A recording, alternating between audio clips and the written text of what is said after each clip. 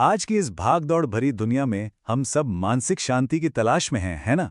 हर तरफ डिजिटल थकान है, काम का प्रेशर है, लेकिन सोचिए ज़रा, अगर इस सुकून का रास्ता किसी नए ऐप में नहीं, बल्कि हज़ारों साल पुराने ज्ञान में छिपा हो तो?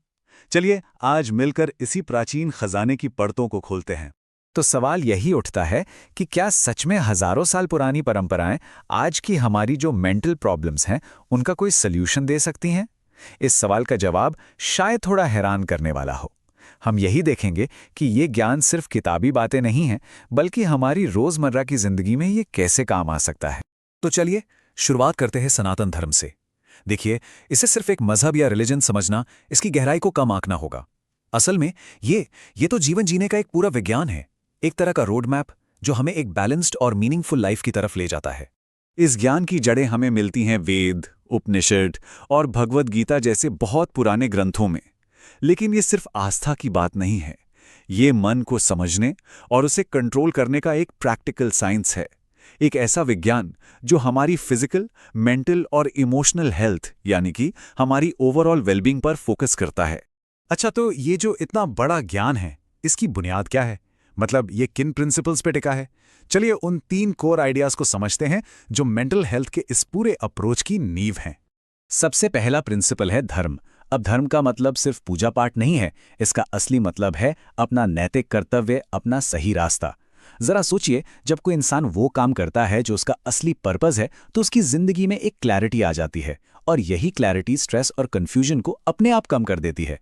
अगला प्रिंसिपल है कर्म, यानी कॉज एंड इफेक्ट का नियम। ये हमें सिखाता है कि हमारे आज के एक्शन और यहाँ तक कि हमारे इरादे वही हमारे कल को शेप देते हैं। ये हमें हालात को ब्लेम करने के बजाय अपनी जिंदगी की जिम्मेदारी लेने की ताकत देता है। और इससे होता क्या है, हमारा साइकोलॉजिकल रेजिलियंस मतलब मुश्किलों से लड़ने की हमारी हिम्मत बढ़ जाती है। और तीसरा और शायद सबसे गहरा प्रिंसिपल है मोक्ष। ये सिर्फ दुखों से छुटकारा पाना नहीं है, बल्कि ये वो अल्टीमेट पीस और खुशी की स्टेट है जो किसी को अपनी असली पहचान, अपने सच्चे सेल्फ को जानने से मिलती है। ये प्रॉब्लम से भागना नहीं, बल्कि उनसे ऊपर उठ जाना है। और मजे की बात देखिए, मोक्ष का ये जो प्राचीन ईस्टर्न कॉन्सेप्ट है, वो मॉडर्न वेस्टर्न साइकोलॉजी के सेल्फ एक्चुअलाइजेशन के आइडिया से कितना मिलता जुलता है। दोनों ही इंसान को उसके फुल पोटेंशियल तक पहुंचने की बात करते हैं, बस नाम अलग हैं, मंजिल एक ही है। तो ये तो हो गई थियोरी, प्रिंसिपल्स। पर सवाल ये है कि इन्हें अपनी जिंदगी में अप्लाई कैसे करें। चलिए अब उन प्रैक्टिकल टेक्निक्स को देखते हैं जिन्हें आज साइंस भी मेंटल हेल्थ के लिए फायदेमंद मान रहा है। तो ये हैं कुछ सबसे पावरफुल टूल्स।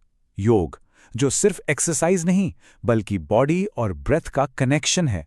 ध्यान या माइंडफुलनेस, जो हमें अभी में जीना सिखाता है। मंत्र जाप, जो मन को एक जगह टिकाता है। भक्ति योग, जो इमोशंस को एक पॉजिटिव चैनल देता है। और आयुर्वेद, जो बॉडी को नेचुरली बैलेंस करता है। ये सिर्फ प्रैक्टिस नहीं है, ये हमारे मन और शरीर को रीअलाइन करने के तरीके हैं। और हाँ, ये सिर्फ कहने की बातें नहीं हैं। एक बहुत बड़े मेटा एनालिसिस, यानी जब बहुत सारी स्टडीज़ को एक साथ स्टडी किया जाता है, उसमें यह साफ साफ पाया गया है कि योग डिप्रेशन और एंग्जाइटी को काफ़ी हद तक कम कर सकता है। ये इस बात का साइंटिफिक प्रूफ है कि ये प्राचीन ज्ञान आज भी उतना ही रेलेवेंट है। तो ये काम करता कैसे है? बहुत सिंपल तरीके से कहें तो योग और प्राणायाम जैसी प्रैक्टिस हमारे शरीर में कॉर्टिसोल के लेवल को सीधे सीधे कम करती हैं। कॉर्टिसोल यानी हमारा मेन स्ट्रेस हार्मोन। तो ये सिर्फ सिम्टम्स को दबाना नहीं है, ये स्ट्रेस को उसकी जड़ से खत्म करने जैसा है। चलिए अब इन सारे प्रिंसिपल्स और टेक्निक्स को एक प्रैक्टिकल एग्जाम्पल में देखते हैं। एक ऐसे जाने माने अनुष्ठान की बात करते हैं जो इन सभी आइडियाज को एक बहुत ही खूबसूरत कहानी में पिरोता है। ये है भगवान सत्यनारायण। इस अनुष्ठान के केंद्र में यही हैं, और जैसा कि इनके नाम से ही जाहिर है, सत्य यानी सच, ट्रूथ, यही इस पूरी कहानी का सार है, इसका मूल मंत्र है। तो सत्यनारायण पूजा का असल मतलब क्या हुआ? इसका मतलब है सत्य के प्रति अपनी कमिटमेंट को फिर से दोहराना। ये सिर्फ एक पूजा या एक सेरेमनी नहीं है, बल्कि अपनी जिंदगी को सच्चाई और ईमानदारी के रास्ते पर चलाने का एक संकल्प है। अब इस पूजा का सबसे जरूरी हिस्सा है एक कहानी, जिसे कथा कहते हैं। और ये कहानी हमें बहुत ही सिंपल तरीके से कर्म के नियम के बारे में, यानी कॉज एंड इफेक्ट के बारे में सिखाती है। ये कहानी जो स्कंद पुराण से ली गई है, असल में उन्हीं बड़े बड़े प्रिंसिपल्स धर्म और कर्म, जिन्हें हमने थोड़ी देर पहले समझा था, उन्हें एक दिलचस्प कहानी के जरिए हमारे सामने रखती है, ताकि हर कोई इन्हें आसानी से समझ सके और अपनी जिंदगी से रिलेट कर सके। इस कहानी में ना एक पैटर्न बार बार रिपीट होता है, चाहे कोई गरीब ब्राह्मण हो, एक लकड़हारा हो, एक अमीर सौदागर या फिर कोई राजा ही क्यों ना हो। हर कोई एक संकल्प लेता है, फिर उसे भूल जाता है, फिर मुश्किल में पड़ता है और आखिर में अपनी गलती सुधारकर वापस सही रास्ते पर आ जाता है। ये दिखाता है कि सच्चाई का नियम सबके लिए बराबर है, चाहे कोई भी हो। तो इस कहानी का निचोड़ क्या है? जो कैरेक्टर्स हैं वो दो बड़ी गलतियां करते हैं। एक, अपना वादा भूल जाते हैं और दूसरा, मिले हुए प्रसाद यानी ब्लेसिंग्स का अनादर करते हैं। ये हमें सिखाता है कि जिंदगी में इंटेग्रिटी और ग्रेटिट्यूड कितने जरूरी हैं। अपने वादों का सम्मान करना और जो कुछ भी मिला है उसके लिए शुक्रगुजार होना, यही असली वेलबींग का रास्ता है।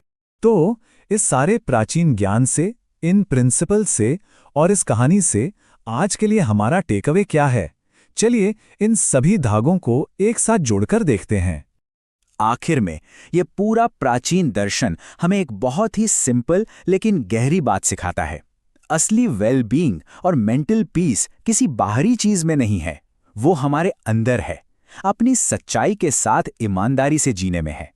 तो सवाल यही है कि किसी की अपनी जिंदगी की कहानी में वो कौन सा सत्य है जो असली सुकून और कल्याण लाता है? शायद सबसे बड़ी सीख यही है कि इसका जवाब हमारे अंदर ही छिपा है, उन्हीं शाश्वत प्रिंसिपल्स में जो हजारों सालों से हमें रास्ता दिखाते आ रहे हैं।